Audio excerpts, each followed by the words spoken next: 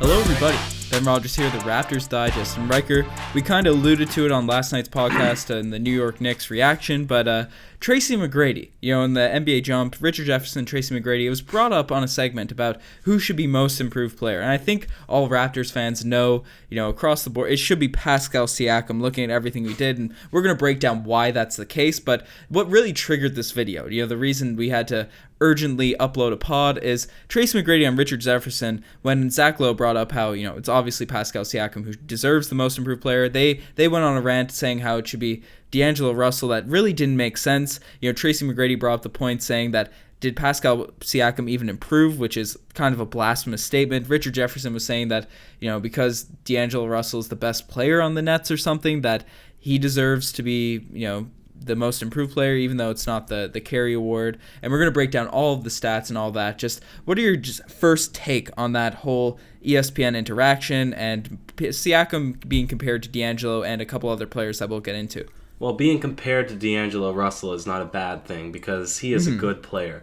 Yeah. I'm going to try to speak... in terms of improvement. I think, No.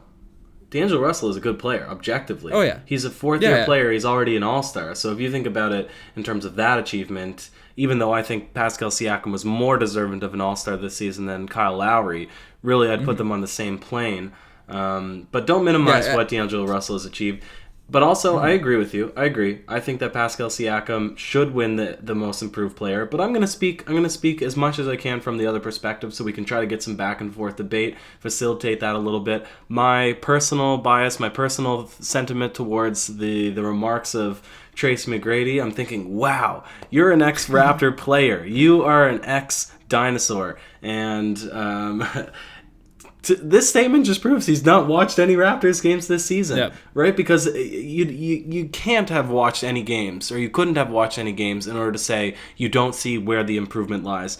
Pascal Siakam will jump into it, but he's a player who had no three-point shot. He was out of control. He showed a lot of potential, and now he's a guy that's developed his shot. He's probably the number 2 or 3 option, and he's been by far the second most consistent player on the court for the Raptors all season long. So it's crazy to say that he hasn't improved, but let's get into the argument on what he's done and if he deserves or if he'll get the most improved player. Yeah, and just to clarify, that I brought up, obviously D'Angelo Russell and Siakam are 2 phenomenal players. They're currently being compared on how much they've improved. There's no debating that both of them are, deserved or at least fringe all-stars, and, they're both great players, but I think objectively, Pascal Siakam has improved more in terms of the season. Well, his stats last year, the 4 big categories that we see improvement in, he averaged 7 points per game, 4.5 rebounds, and shot 22% from the three-point line last season. This year, he's currently scoring 17 points per game. So that went from 7 to 17. He's having 7 rebounds per game, 4.5 to 7, and he's shooting a wild 36% from the three-point line, Ryker. He shot 22%. There was a stretch last year where it seemed like he had 20 straight games where he didn't hit a 3, and now he's shooting 36%, one of the tops in the league in corner threes. He's completely changed his game. He went from a role player, an integral member to the bench mob, probably not even the best player on the bench mob. That would have been handed to Fred VanVleet last year, and now he's a starting power forward. With all the injuries and the low management we had in the season, he's consistently been at least the number 2 option on the roster, and with all the injuries, he's usually the number 1 option on a lot of nights.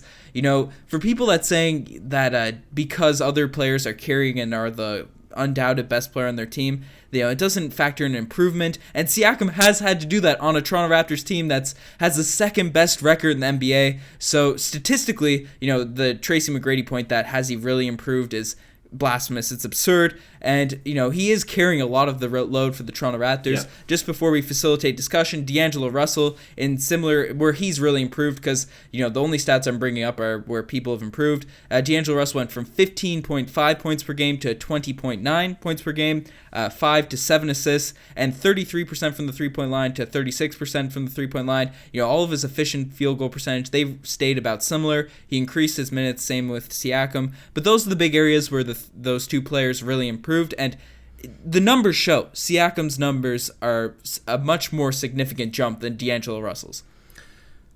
Okay, but basketball is not just about the numbers, and even so, there is other numbers that you're leaving out, because You're saying, Siakam's coming from bench player to a starter, right? But still technically a role player, still a number 3 guy on the team. Okay, that's not to say he can't be a most improved player. But D'Angelo Russell is now bringing a 28 or 24, one of the two, win team in the past season to now being a break-even team, right? 50% right now on the season. But in the playoffs, right?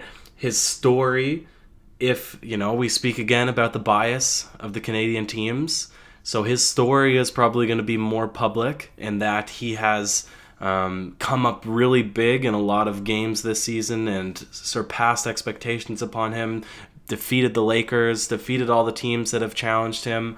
And you really can't understate either how big 15 to 20 points is. Now, of course, there's a much bigger jump in the differential, right? And coming from only 7 to 17, right? But being a 20-plus point per player, point per game player, no longer means that you're a guy that's, contributing value to the team, but now you're really asserting yourself as the number 1 option, and you're proving to the league that that's who they have to put their best defender against night in and night out.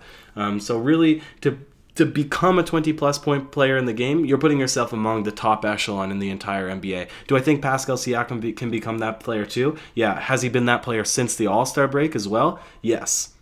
Mm-hmm. Is there going to be a bias to lean towards D'Angelo Russell because he's on the Brooklyn Nets, he's in a bigger market? That's also possible as well. So it's interesting. It is an interesting debate to have because while, Pascal Siakam has jumped more in more stat categories, that's not to say that, the improvement that D'Angelo Russell has had in different categories is less significant, because if you take it, just by like the things that he's achieved, he is the number 1 guy and he was last season, but he brought a 24 win or 28 win team to however many they have this season to be a number 7 seed in the East, and he's had multiple game winners this season. It's tough to say. I would like to say that it's 100% given that it's going to be Siakam, but I'm not entirely convinced that the way things go, that's how it's going to end up. See, for sure, D'Angelo Russell has definitely improved. There's no debating that he deserves to be in contention. There could be discussion, but D'Angelo Russell was a player that people were kind of looking towards as, at least, if not number 1, because I know Karis LeVert is a pretty good player on the Brooklyn Nets, he's certainly a top 2 player on the Brooklyn Nets. And he was expected, and he's more of a household name than Karis, so people were expecting D'Angelo Russell to at least carry the load for the Nets. And it's not just D'Angelo who's improved on this team. A lot of players have really stepped up for the Brooklyn Nets. There's a lot of players, so he's not the only direct player leading to this team becoming a fringe playoff team. Obviously he had that crazy stretch midway through the season, but at the beginning of the year he wasn't super impactful. His real improvement came around December, January, February, and he's obviously kind of cooled off the past month or so, but still playing at a very high level. But D'Angelo Russell, he's looked at as the number 1, the face of the Brooklyn Nets, and I think that was the case for him last year, right? So he, although he certainly improved, and the Nets' improvement is, because that's the thing. That's the thing. It's because last season, if he was still the face of the Brooklyn Nets, the Nets were an absolute joke, and D'Angelo Russell was an absolute joke, right? That was his season. It was his turn to take the mantle, and nothing really happened of it. So everybody was ready to write him off as one of those players that had potential in the league and sort of fell out of everything that was given to him. And this season he's turned it completely around to not only turn a laughable franchise into a playoff team, but also to become an all-star the very next season. So I can see how you could say that there is a significant improvement from one season to the next, even though the stats aren't really there to back it or to support it as much as Pascal Siakam. But, see, the thing about it is, right, he was expected, to be the face. And he was pretty good at being the face. Obviously, it didn't really translate into wins. But, stats of, close to 16 points per game. He's shooting similar percentages. He's just shooting at a higher volume now. His 3-point percentage increased a little bit by about 4%. His 2-point percentage only increased by 1%.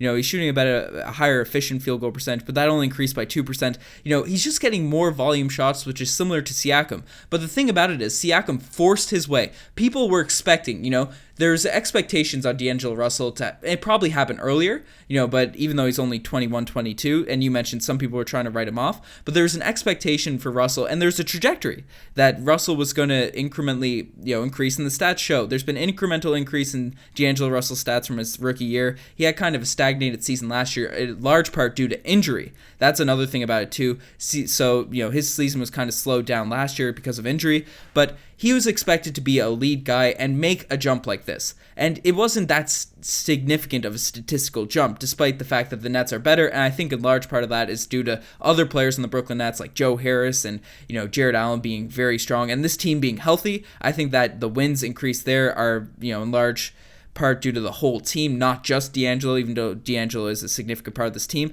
But Pascal Siakam, he's a guy that coming to the season, people didn't think he'd start on the Toronto Raptors. People were saying how OG is the better young player. He was a role player. He was expected to be a role player, and he demanded that spot, to come into the starting lineup, to get it, and he earned those minutes, and he made he made more of a statistical jump. He had a role change, and it was, it wasn't because of players being pushed away. We still have our starting power forward from last season. Serge Ibaka, for people that don't remember, was the starting power forward for the Raptors last season. Pascal Siakam inserted himself into that place. Obviously, Jonas was the one that was moved to the bench for most of the beginning of the year, and now Serge is the one that's on the bench. And Pascal is just a guy that has completely changed his game. And the fact that not only has he improved his scoring, his rebounding, his efficiency, he completely added a whole new area to his game. He could not shoot the ball with any consistency last year. He was better in the G League in his rookie year than he was last season. From the three-point line, he was looked at as a zero threat. He was getting Ben Simmons when he was out on the court. No one guarded him from outside the three-point line. He added a whole new area to his game. D'Angelo Russell, he's still the same player, but just more efficient, a little bit better. Okay, Ben, I want you to take a second here. All right? Mm-hmm. As this podcast winds down, I want you to take a second and come back with the final argument, okay? And don't think about this as with any biases, and don't even need to look at the stat. You can look at it however way you want, but think about this. Try to think about it from the subjective lens of the people who will be deciding the award for most improved player, right? Because they're obviously not going to be somebody that watched every single Toronto Raptors games that we have, right? Because for us, it's obvious, right? All the things that you've mentioned, I'm not disagreeing with those, okay? I'm just trying to think of what the argument is for the other side here. So let's put yourself into the shoes, right? Of whoever will be selecting or putting in their vote for most improved player. And whether it be, if you think that they'll look at the stats, or if you think they'll look at the narratives, or you'll think they'll look at whatever the high level is that's being reported on each player, or if you think about maybe even the isolated games that they've played against the teams, right? That what I see it being as is if Pascal Siakam isn't a runaway, it's that some of the contributable factors are that he's still a number 3 guy on the team, right? In terms of stardom and in terms of what his actual, I guess, his pecking order of play calls, right? He's a number 3 guy, I'd say. You put him behind Lowry and Leonard, of course, right? He has significantly improved his stats, but if you're not a stats guy, you might not know that. So he's a guy that's moved his way from the bench to the starting unit on a Toronto Raptors team that is per wins second in the league. Yeah, worse than last season. Worse winning record and worse ranking in the East. Okay, so in a less winning team.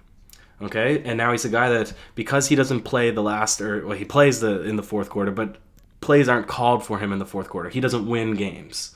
All right. No. I'll let you respond, but this is how I see it. Okay. Yep. And then if you look at D'Angelo Russell, you take a extremely terrible team and you put them into the playoffs now, thanks to D'Angelo Russell. And the other guy on the team, if it was LeVert or one of the other guys that was expected to be, sort of the 1 and 2 players, went down with an injury, and D'Angelo Russell became, the only guy. And he's won games, and he's been in the news, and he has that, I wouldn't even say personality as a part of it, but he's the guy that you have to look out for. If we shut D'Angelo Russell down, we'll probably win this game, right? If it's not unanimous that Pascal Siakam wins the most improved player, I think that this would be the reason why. And not because Pascal Siakam isn't deserving, not because it's obvious that his statistical jumps are better and that the improvement shouldn't even be an argument, but it's that the people I think that would be voting for this is how they would frame it. Because they're not watching all the Toronto Raptors games. They're watching either the games that they play against the Raptors, and in those games you're saying, let's watch out for Kawhi Leonard, let's watch out for Kyle Lowry, right? Or you're looking at, okay, this guy, he made the jump from starting lineup, or from the bench into the starting lineup, and then you look at all the other things that I said about D'Angelo Russell. That's the reason I could see it going the other way, unfortunately. So do you think about it a different way? If you think about it from that perspective, do you still see Pascal Siakam being the shoo-in for most improved player? Well, okay, those are very fair points for why that he could possibly not get it. But I think the people that are going to make the decision on the award are going to look at the stats and have somewhat of an idea of what these players have done. And the fact that he added something completely new to his game, which he didn't have last season, that jump from 22% to 33%, 36% from the 3-point line on a pretty decent volume of shooting is something that I think can't be overlooked, and it's an improvement. It's D'Angelo Russell didn't really add anything new to his game. He just got better at stuff. So I think that's going to be an area that's hard to shy away from if you're a voter for this. The statistical jump that I mentioned, it's way more significant in terms of points and rebounds than D'Angelo's, and the fact that he went from a no name, he's still not one of the bigger names in the league, to a guy that he should have been an all-star. We were saying at the all-star break, where it's not 2020 vision where he's improved since the all-star break. He deserved to be an all-star over Kyle Lowry for the beginning of the season, because Kyle's been injured and all that. He's a player that went from a role player to a guy that deserved to be an all-star, and that jump I think is a lot bigger than a guy that has shown flemish, little bits of star potential to becoming a star in the way D'Angelo Russell has. I think the jump from role player to star is much bigger than a guy that was potential star to star. And the stats back it up, the positioning backs it up, and Siakam's doing on a better team with all the injuries that the Toronto Raptors have had, and that's something that has been well documented. The Kawhi's load management, a lot of the big media is talking about that. The fact that the Toronto Raptors are so good without Kawhi, without Kyle Lowry, I think the voter that doesn't watch the Toronto Raptors would be stupid not to vote Pascal Siakam. But let us know what you guys think. We didn't really bring him up, but Buddy Hield's another guy in the conversation, but I think he's the third runner in this one, despite him having a pretty good statistical jump as well. But yeah, I think it would be absurd if he didn't win this award. Ben, I certainly hope that you're right, but I'm interested to see. I feel like I'll be put on blast this podcast, but I wanted to give two sides. I think it makes for a more entertaining listen. But at the end of the day, I agree with what you said. I think Pascal Siakam is deserving of it. He should be the most improved player, and hopefully the rest of the league recognizes that as well. Hopefully they're not as biased as Richard Jefferson and Tracy McGrady. For sure. Anyways, you're the best for making this far. Check out the Twitter, the Instagram, all that cool stuff. Lots of cool videos coming. Lots of interesting stuff as we inch closer to the playoffs. Any last words, Ryker? Playoffs. Cheers.